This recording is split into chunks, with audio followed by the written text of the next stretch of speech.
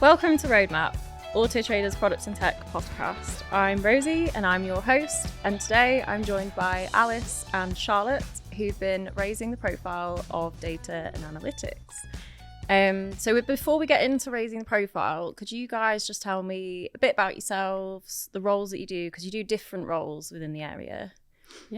Yeah, I'm Alys. I'm a data analyst. I'm currently working in a team we call Advertising Marketplace. And day to day, I focus on new car and leasing. And being here almost 4 years now, kind of shifted around a couple of teams in that time. So shifted full time onto new car fairly recently. Yeah.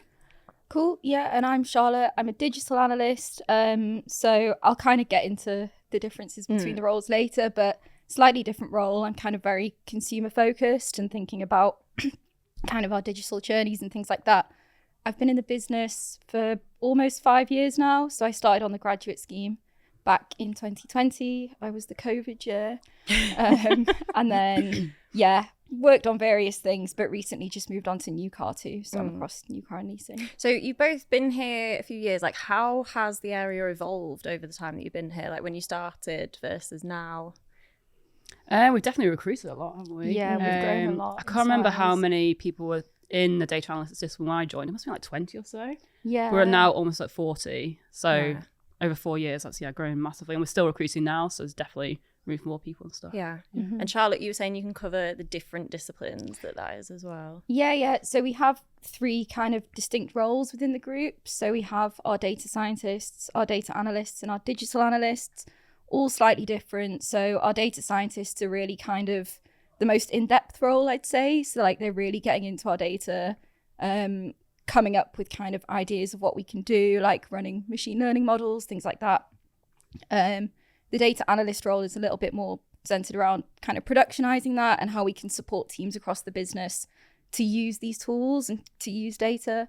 And then the digital analyst, like I said, is kind of more consumer centric. So yeah. Okay, yeah. So areas where it's sort of the website where people are visiting it, that's the digital side of things. So what people are doing on our website. Okay. Whereas like the data analyst side of things, I just want to get it right in my head. That is more the business data. So it's like lots of different sources. Yeah, because that looks different for so many different teams. Like where I've worked, like historically in Autotrader, like we've got a bunch of customers, like retailers, manufacturers on Autotrader. Basically, what are they getting for like paying to be on our site and stuff like that? Like, are they getting value for their money? So it's like search appearances, ad views, leads, whatever metric they're interested in, things like that. Okay, yeah. It's all very different. And then data science is the one where they're like researching I am so confused new in methods, meetings because it is super complex. It's like a different language sometimes. Yeah. It is. Yeah, it is mad, some of the stuff. So all of that, it's all falls within data and analytics, and obviously as a stakeholder I myself have been guilty of not knowing what the differences are. So when you recognize that's a bit of an issue, what did you do? How have you started working on raising more awareness of what you guys do? I think kind of internally we really try to have a presence at as many kind of events as we can. So for example, our kind of internal company conference, we really try to get at least a couple of talks there. Similarly, there's a Product&Tech conference that happens every autumn.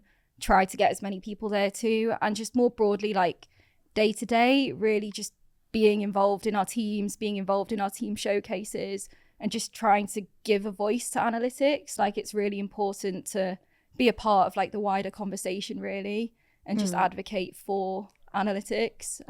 So yeah, I think that's kind of the main thing within the business. I think when you mentioned about stakeholders and things, obviously we are both data analysts or digital analysts. Yesterday, I think a prime example is we've obviously moved into the new car leasing world fairly recently.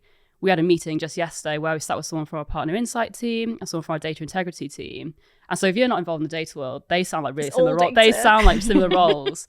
And like we put that meeting in to like learn more about the data integrity part of the business. So it's kind of new to both of us. But we're also there to like understand and learn that together, get aligned together, and understand more about like what data requests they get in. But we will take our stakeholders on that journey too. So we're basically learning about the data requests to help our stakeholders, and we're including them in the conversation to help like improve ways of working. But so that's to help our stakeholders. But say we move into a new part of the business, like how many years time, we will have that conversation again. So it's like trying to reinforce that understanding as well. So it's like an active thing we try and do all the time. There's never kind of job done. No. It's just ongoing. Like new people join the business, people leave, for example. So there's an ongoing conversation. But as a stakeholder, I've been on that journey with you guys, because joining the last place I was at, I had to just be my own analyst, which was not good. You do not want me as an analyst. But once I joined, there was so many data teams, and it is quite difficult. But I worked mainly with Alys, and you've been super approachable. And like you explained to me, for example, you've just mentioned partner insights, and they're really good on looking at how are our customers' data looking, like what are they doing? And now I know to go to them for certain things, and then I know the stuff that you cover. And once I get the hang of it, it generates so much value for me. It's brilliant having that kind of partnership with the different teams, but it's just getting your head around it. So absolutely. Thank you for being approachable on that. Yeah. So people are kind of getting better at knowing it. Have there been any challenges though that have come up as you've been raising your awareness? I think that they're always, as I said, like it's always an ongoing conversation. And like when you move into a new part of the business or work with teams you've never worked with before, especially outside the product and technology world, they might not have worked with data analysts before, or anyone from a discipline. We can kind of get like left out of that conversation, but we're actively trying to improve that. Again, by raising our profile, by joining our conferences, especially the whole company conference recently. We're just trying to share that knowledge as wide as possible, so that we'll then get involved in the conversation as soon as possible and be in that room together. Yeah, I think what comes to mind for me is like, in the past, I worked very much on front end things, so we never even looked at the data when we're building something. My first project here, because I didn't quite know it yet, I brought in tech very early on, because I was like, they need to build it, that's that. And then data, I feel bad to say it, but it ended up an afterthought, because I'd never worked on anything that needed it, and I didn't understand how that went together. But then now looking back on that, you learn very much from failures, and I now know like getting you guys in from the get-go, it's definitely the way to go, because if you have data, knowing like what is the project, knowing the scope of it, and you can input from the get-go, there's so much time that can be saved, and it can be done in a really thorough way, and then you get benefit elsewhere as well that they might spot. So yeah, and the thing is, like, things will slip through the cracks. Like our business is almost 1,300 people, and said there's like 40 of us. Like we can't be working with every single team every day. We're all trying our best. Yeah, but we are trying our best. So yeah, trying to share as much as possible, raise that awareness. Basically, that's the best we can do. Yeah. Aside from the stakeholder part of things as well, when we were planning this, you did mention with candidates how it can kind of help on that side of things. So I just wanted to talk through that, like what's that side of things going on? Yeah, so as Charlotte mentioned, like all kind of the internal stuff we do, we've really actively been like raising our profile externally as well, because as I said, like even listing those roles before, they all sound super similar, and we all work at Autotrader. So imagine like you're a candidate external, looking to apply to our business, like you want to make sure they understand what the roles are.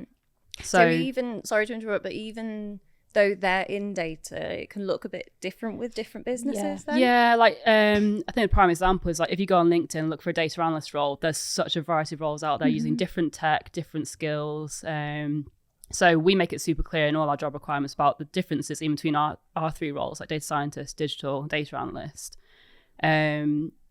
But we're doing loads of other stuff as well to help share what we do by actually sharing like what projects we work on and stuff. So we've been like going to meetups, like making sure we have regular attendance at those, like presenting and just being there as well. Like that can help just having a conversation, talking to someone.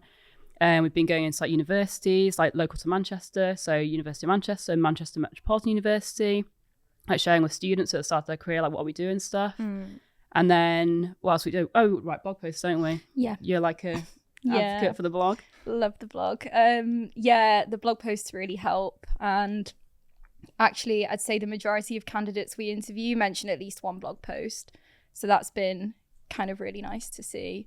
And we do actually have a post that probably explains all the different roles a bit better than I did. So yeah, go check it out. Right, brilliant. How did it start out with the universities then? Was it? I think we've always had a relationship with them, especially ones local to Manchester. I think that was even before I joined, and before COVID and the pandemic in 2020. I think they did obviously drop down, like any involvement with the universities did drop down during the pandemic. So I think it just slipped by. But again, we actively started doing all the external stuff back in August 2023 it was. We kind of kicked things off, like, not formally, but had like a proper kickoff for like what to invest in. And then it mentioned we had these relationships. We used to go in, do presentations to students, run a hack with them, so like let them get some hands-on data. So what kind of hacks did you do? It's like a real business problem, actually. So I won't give it away, the exact problem. But it's something like our data scientists and analysts have been involved in. Obviously, we remove any sensitive information. We normalize it where possible and stuff, give them like the bare bones. But they then get to like try and predict, I think it's like the rate of sale, like how quickly will vehicles sell. Yeah. So they get their hands on some like real business data in a business world. It's not been cleaned, it's not been like, perfected for them, which you sometimes get in university or school or whatever. And then they get to present their work back, all with a chance to win a prize, of course. So you can't make it a bit competitive. But yeah, that gives them the opportunity. And there's always such like great enthusiasm, like exploring different techniques I've learned at university, presenting back. And it goes down well.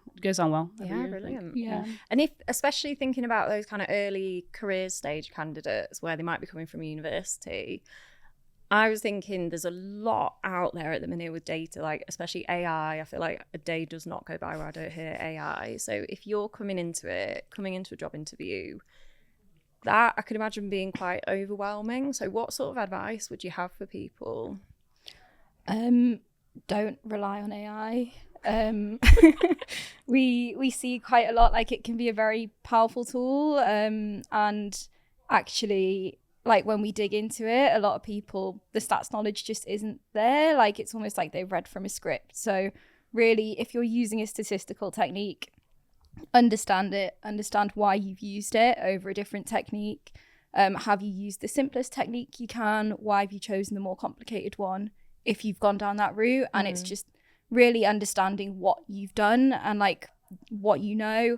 I think that goes a long way, especially with AI. Like I think it's almost like information overload, and it can feel like there's a lot there, and it's just really keep it simple, really understand what you know and be able to kind of back it.